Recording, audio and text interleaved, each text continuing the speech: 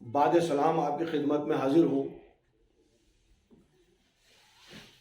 अपनी बात शुरू करने से पहले मैं बता दूं कि आज मैं अपने मिजाज के बरखिलाफ आपके सामने बात पेश कर रहा हूँ। अभी 8 तारीख को मुझे लेकर एक क्लिप निकाली गई, क्लिप शाया की गई थी, तशहीर की गई थी।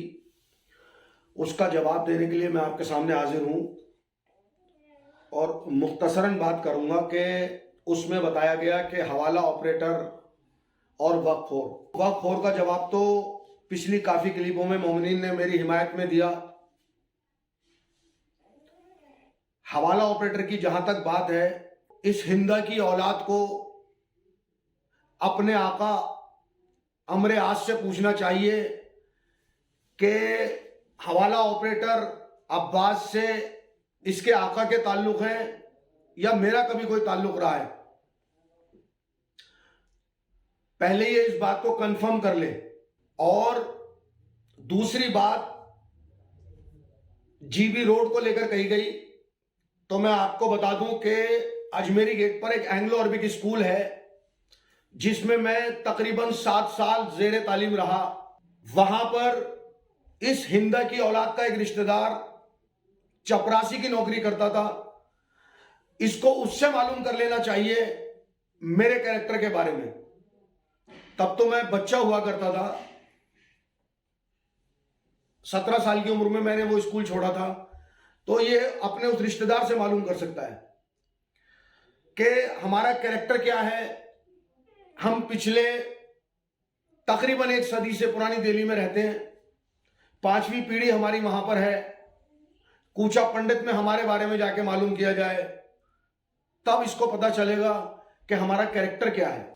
यहां पर मैं अपनी बात शुरू करने से पहले एक बात यह जरूर बता देना चाहता हूं कि शरीफ होने का कतई ये मतलब नहीं कि जब आपकी आबरू पर बात आए, आपकी आबरू पर कोई उंगली उठाए और आप खामोश रहें, इसे बुज़दिली कहते हैं। और हम बुज़दिल नहीं है, ये जमाना जानता है। और इंशाअल्लाह रहमान ये बात हम साबित भी करेंगे।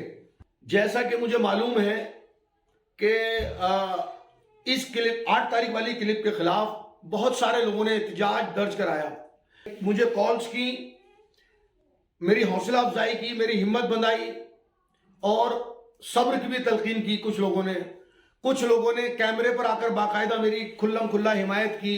मैं उनका बहुत शुक्रगुजार हूं।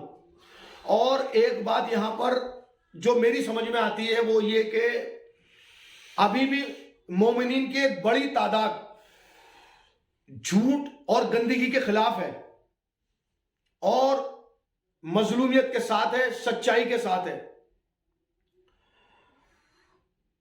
जैसा कि मुझे 8 तारीख को इल्म हुआ कि इस क्लिप में मेरी शरीक हयात के बारे में नाजेबा जुमलों का इस्तेमाल किया गया, मेरी अज़दवाजी जिंदगी को निशाना बनाया गया, तो मैं इस हिंदा की औलाद से कहना चाहता हूं।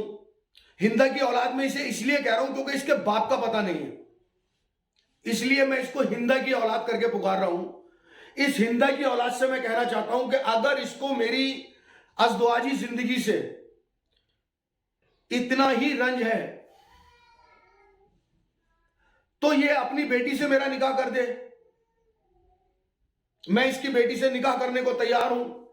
उससे 2 काम होंगे, एक इसकी शिकायत दूर हो जाएगी और एक मेरे घर में शिया ज़ौजा आ जाएगी। और इसके लिए मैं पूरी तरीके से दीनी तरीके से तैयार हूं। मैं अपने दूसरे निकाह के लिए 2 शर्तें रखना चाहता हूं। मेरी पहली शर्त यह है कि जिस लड़की से मेरा दूसरा निकाह किया जा रहा है या किया जाए, उसके बर्थ सर्टिफिकेट में उसके बाप का नाम होना चाहिए और उसके बाप के बर्थ सर्टिफिकेट में लड़की के दादा का नाम होना चाहिए। यह मेरी पहली शर्त है। मेरी दूसरी शर्त यह है कि मेरे दूसरे निकाह में 2 बाराती होंगे। हमारी पुरानी दिल्ली में एक फाटक धोबी वाला है। मेरे 2 बाराती फाटक धोबी से होंगे। यह मेरी दूसरी शर्त है। कुछ लोग बहुत दिनों से 2 कार्ड की टॉफियां बांटते फिर रहे हैं।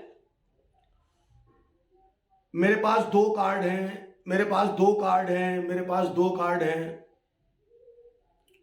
मैं भी बहुत परेशान हूं कि भाई मेरे पास 2 कार्ड हैं। तो मैं आज उन सबकी ये तकलीफ दूर कर देता हूं बेचारों की, कि मैं पहला कार्ड, अव्वल तो मेरे पास 2 कार्ड नहीं है, लेकिन अगर इनकी बात मान भी ले, इनकी तकलीफ मैं आज दूर कर देता हूं, तो मैं एक कार्ड अपनी पहली ज़ौजा को दे देता हूं, और जैसा कि मैंने बताया अभी कि दूसरा कार्ड मैं अपनी दूसरी ज़ौजा को दे देता हूं।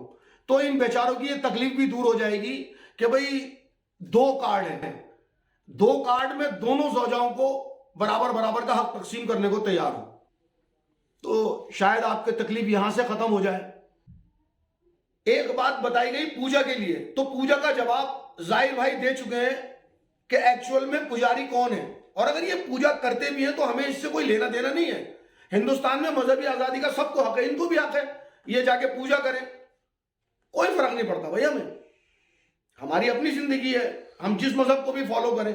बहरहाल, और सुन हिंदा की औलाद, अपने आका अमरे आस को बताना कि अभी तूने मेरे बहनोई को निशाना बनाया है, उनकी शख्सियत पर उंगली उठाई है तूने, जो बिल्कुल झूठ और बेबुनियाद है।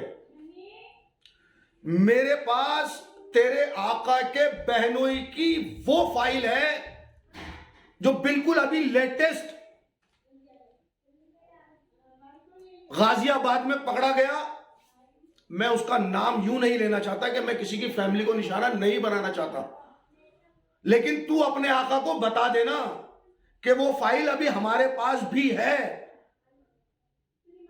हम जब तेरे बहनोई को निशाना बनाएंगे, तू तो कुछ साबित नहीं कर पाया हमारे बहनोई के लिए, लेकिन हम बाकायदा साबित करेंगे। ये बात अच्छी तरह कान खोलकर सुन लो। जो लोग भी हमें, हमारी फैमिली को निशाना बनाने की कोशिश करेंगे, उनको किसी हालत में भी बख्शा नहीं जाएगा। हर सवाल का उससे बड़ा जवाब दिया जाएगा।